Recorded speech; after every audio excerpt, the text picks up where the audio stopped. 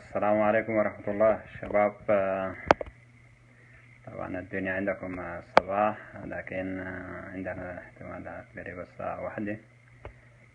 معاكم عثمان عمر الشربيني من مدينة سان دييغو كاليفورنيا.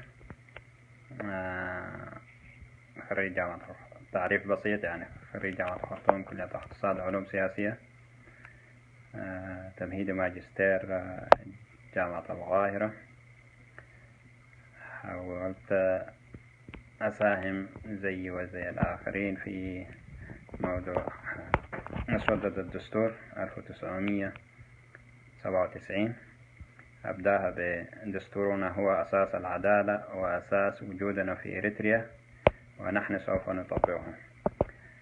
الفصل الثالث: الحقوق والحريات والواجبات الأساسية. المادة 14: المساواة أمام القانون. فقرة 1: الناس سواسية أمام القانون.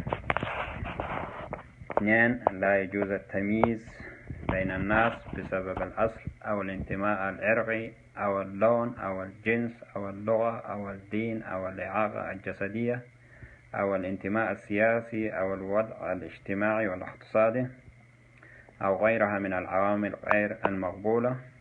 3: يصدر المجلس الوطني التشريعات اللازمة التي تساعد على إزالة عدم المساواة القائمة في المجتمع. ده كان الفصل الثالث، مادة 14.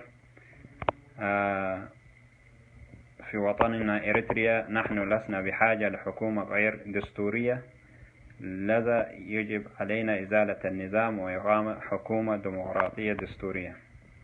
وشاكرين. الكلام اللي اتقال ده كله يمثلنا أنا عثمان عمر الشربيني، لا يمثل أي جهة أخرى.